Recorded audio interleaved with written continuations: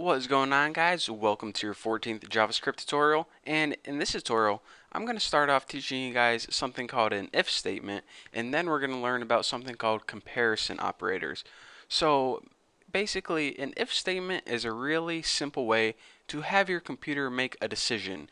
You're going to give it a scenario, and if it's true, it's going to run a bit of code. For example, if you say if the variable called Bucky is equal to 24, then run this bit of code. If it's not, then don't do anything.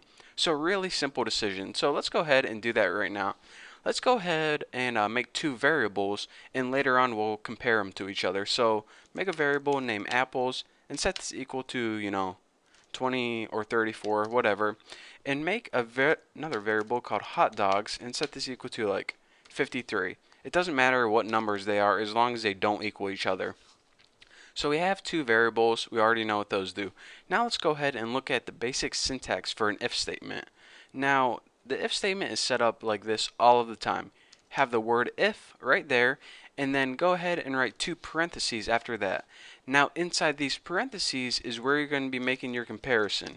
You're going to say, alright, if apples is equal to hot dogs, if apples is greater than hot dogs, if apples is less than hot dogs, and all that stuff. You're going to be comparing one thing against another. Now, if that comparison is true, it's going to go ahead and run the bit of code in between these curly brackets. So go ahead and throw those in. So basically, if statements work like this. It's going to test something right here.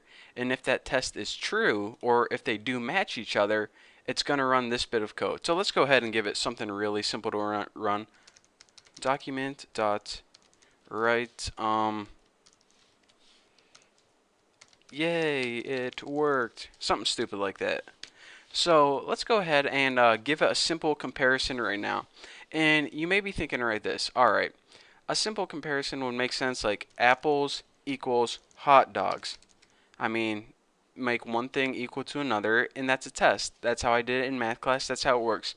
But whenever we make a comparison, we have to follow one simple rule. We can't use a single equal sign ever because JavaScript already uses single equal sign whenever it sets a variable equal to a value. So whenever you're comparing two values, you need to have two equal signs. And now you're testing, alright, does the value of apples equal to value of hot dogs? In other words, does 34 equal 53? If 34 does equal 53, it's going to print out, yay, it worked. If it doesn't equal 53, or if they don't equal each other, nothing's going to happen. So since they don't equal each other, let's go ahead and refresh, and nothing happens. So let's go ahead and change these values to make apples equal 53 and hot dogs equal 53.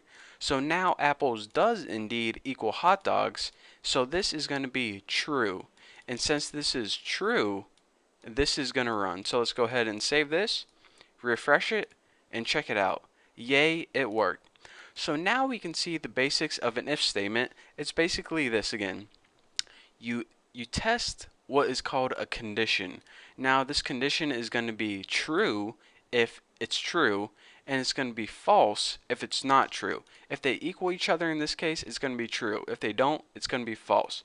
Anytime it's true, this bit of code is going to run. Anytime it's false, nothing's going to happen. So you're basically giving your computer a decision to make.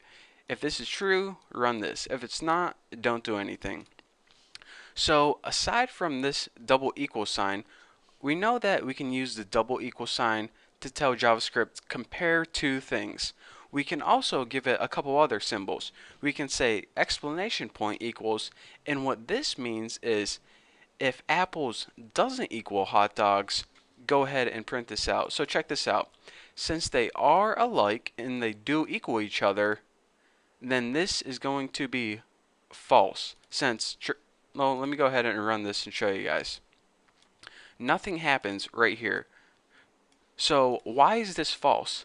Well, does apples not equal hot dogs? No, they do equal each other.